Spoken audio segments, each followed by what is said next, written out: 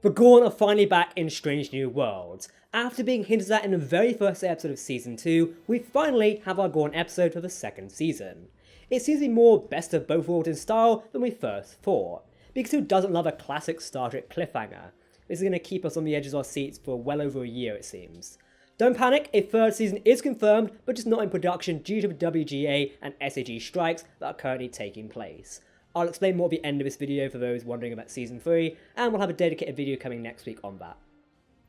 Interestingly enough, this episode also introduces us to some new old friends that none of us really expected. We get some fancy flying from Erica, some great performances by Ethan Peck as Spock, and a cliffhanger of big proportions, though more akin to a Voyager cliffhanger than reaching the heights of Locutus of Borg. That being said, here's a look at the final of Season 2 of Strange New Worlds titled Hegemony. Spoiler warning, this is our review of the latest episode of Star Trek Strange New Worlds. Turn away now if you do not want spoilers. Make it so. Welcome to Trek Central, I'm your host Captain Jack. Now make sure to hit that subscribe button to never miss a video from myself and the team here at Trek Central. Yes, as promised, I am wearing the Star Trek uniform. Many of you wondered which one this would be. It is an Enterprise uniform, I've got the Captain's pips as well. It might be mirrored on your screen, I don't know, it's mirrored on my screen. Either way, it's pretty cool. We've even got a special guest. It's me. Look, he's not been killed off by the Gorn yet, I'm and back. he's wearing a very tight-fitting jacket, or No. t-shirt. No, I die next episode. Oh, okay, get out now. Goodbye. Careful, you almost knocked the model of the Enterprise. Let him away. And the Gorn have taken him. As always, if you want to keep up to date on the latest Star Trek news, lore, and more, hit that subscribe button, but you can also follow us on social media. We're going to have plenty of videos coming out soon about Season 3, the ships featured in Season 2, interesting characters. If you've watched this episode, you know what I'm on about, so you do not want to miss that. Don't forget, we've got Star Trek Lower Decks coming up on September 7th, so keep that in mind. Okay, engage. Throughout this entire season, we've gotten loads of Pike and Batel's relationship, and I have to say, it may have taken until the last episode for me to truly actually care about the relationship between these two characters. I was worried that Batel was going to die in this episode, with massive, and I do mean massive, death flags on her character from last episode. Oh, we'll talk about this after this mission, and she got a first name. There was also a nice moment of Pike holding the Opulent Mariner's keystone, symbolising that Pike wants Batel to also return home, like he did to her in the Rigel 7 episode earlier this season. So I was actually relieved that Batel seemingly survived, though we knew straight away when the Gorn child didn't attack her that she was infected with the parasitic Gorn eggs. She is in stasis however by the end of the episode, so Nurse Chapel can figure out how to get the eggs from her system. Maybe some weird transporter technique, or considering Chapel is an expert in short-term genetic modification, and with Uno who has a strengthened Illyrian immune system, they mock up a cure using that, which ties a lot of stuff from Season 1 and 2 together. We have to wait till Season 3. One little thing I need to add is that they finally use a transporter in engineering to beam Pike, Batel, and another aboard the Enterprise so they can get immediate medical treatment. The relationship between Pike and Batel also does colour his judgment, which Admiral April specifically didn't want. It won't. Pike out. Pike violates a demarcated border that the Gorn have enforced to not only save any civilians, but also Batel, the woman he loves at the same time.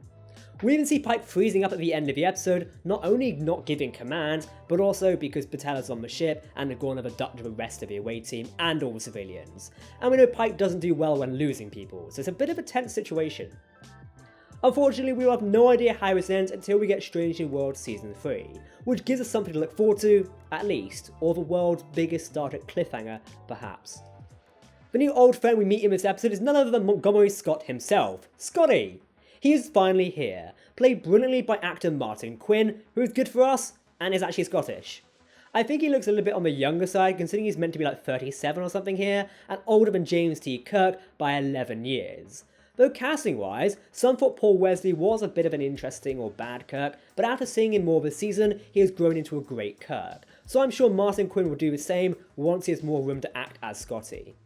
Interestingly enough, Scotty was aboard a solo research vessel called the Stardiver, and was investigating a nearby star when the Gorn attacked. It says Borg attacked in the review script we've written, so clearly me and Dom were thinking of the Borg today, but it was the Gorn. Now he was able to mock up a Gorn transporter to escape to a planet nearby, transponder not transporter, which unfortunately was a planet the Gorn were attacking. I say this is mission out of a frying pan and into the shit. We see Scotty's technological expertise in play, not only being able to make a Gorn transponder out of spare parts, but being able to mock up a trap and basically keep a lifestyle emitter and a force field cage. It's kind of interesting. One aspect I'm loving is that Pellier taught everyone in engineering in Starfleet it seems, because of course she did. When Scotty and Pellier come face to face, they've known each other, with Pellier saying Scotty was her best student but got her worst grades. I love what little interaction we see of their relationship, and I do want to see more. The concept of working with your professor who knows you are way better than the assignments you hand in is kinda cool. Technically, we did hear Scotty in the season 1 finale of Strange New Worlds, but that was voiced in an alt timeline, doesn't really count. Erica Ortigas finally gets her moment to shine, though I will say we do need more Ortigas. She hasn't gotten much this season, and we've been told we would be getting more Ortigas episodes, but this season only really solidified her as the pilot and nothing else. She is a great pilot, we already knew that, but I do want her to get more of a character than just is, she's good at flying. She's just finally getting a away mission, something we know she has been clamoring on for all season and last season, with Pike even mentioning that, and it's sort of come back to bite her in the ass because it's the Gorn mission. Sam Kirk also volunteers for the away mission, bringing up how he handled the Gorn in the previous away mission, which was episode 9 of season 1, and wanted to study them closer as a xenoanthropologist. I got it right again. I do love how Strange New Worlds brings up elements of previous episodes and handles them in interesting ways. My favourite was Pike even bringing to Batel that he isn't singing anymore. It basically calls back to last week's episode and is a great line there. Also a great gif. I mean, not bursting into song every 10 minutes, so that's a minor victory. A massive aspect of this whole season has been Spock and Chapel. We've had both the beginning and end of their relationship in the season, with the end of the relationship being during a musical number, which none of us would have expected. Now it does seem like Nurse Chapel has already moved on and was on the Cayuga getting a lift to whether her next husband, Roger Corby, is for her, and this is at the Fellowship before the Gorn attacked. Typical. To get rid of a jamming tower the Gorn have deployed on the planet, Uhura and Pellier come up with a very interesting plan to make the saucer of the Cayuga crash into the tower on the planet. Did nobody ever check for any more survivors on board the ship, by the way? Like, there was still half a saucer section intact there might have been 1 or 2 survivors who have now been rammed into the planet. Nobody thought to check? I know they probably did, but you know, just one of those ideas. Spock goes out in an EVA suit to deploy small rockets for the saucer to aid its descent, and meets up with Nurse Chapel, who managed to survive the attack. I will add, if Chapel was able to survive in a saucer, I am still sure other people would have indeed. So they just crashed the saucer filled with possibly some more survivors into the planet like I just said. I mean, come on now, I need to make this point twice. Needs of the many, I suppose. I will also add, I was interested by the comparison between Spock and Michael Burnham in this scene. Both had scenes wearing EVA suits of structure and meeting an EVA-clad warrior of a race they've had not much communication with. Very Discovery episode 1. Oh, and also killing him by stabbing a suit. Just a little comparison, so you know. And yes, we do have to talk about the Gorn. I will say, design-wise, I adore these adult Gorn. They do look massively improved version of a Gorn CGI effect from Star Trek Enterprise, and very similar in design, much more Raptor-like than the TOS bulky Gorn. No, it's not a green man in a rubber suit. No, it's not a man in a green rubber suit. Their EVA suits do look a lot more like Elites from Halo, though there's not much you can do with a bipedal Raptor in a suit and armour to differentiate it. Still pretty cool though for us who enjoy Halo. The Gorn on the Cayuga seems to be trying to access ship through its command codes. We know that by the original series, the Gorn are able to falsify Starfleet communication signals, so this may be the start of them interacting with Starfleet technology. We also have their ships in the original series undertaking more Starfleet designs, such as the warp nacelles. However, at the moment, how the Gorn will fit into the canon of the Star Trek universe is going to be a tough job. We'll likely do a video on this topic and not dedicate much of this review into it, so look forward to that in the near future as it is a complicated subject. By the end of the episode, the Gorn have managed to abduct the surviving colonists and the rest of the Enterprise away team, including Dr. Mbenga, Sam Kirk, Ortegas, and La'an. Of these characters, colonists can of course die, as well as Ortegas and La'an, so it's still some threat.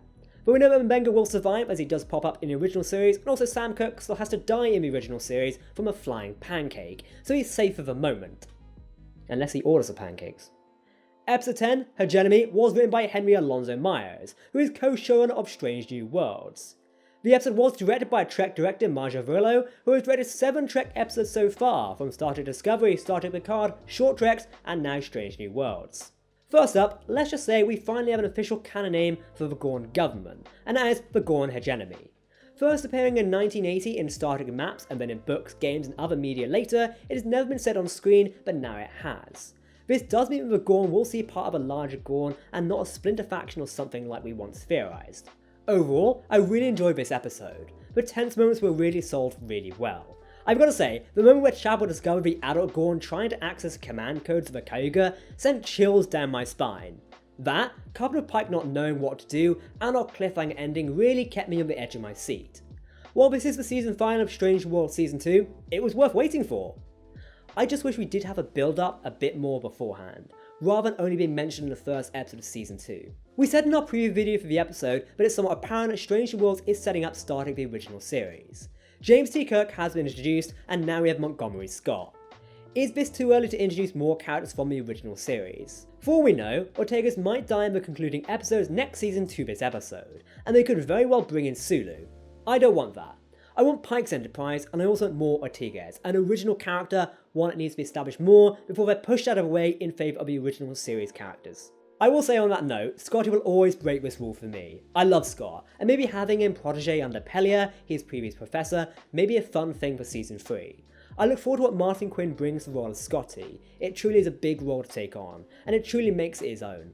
Simon Pegg was great as Scotty in the reboot films, and James Doohan was of course amazing in the original role, so to see someone else take on the role is great.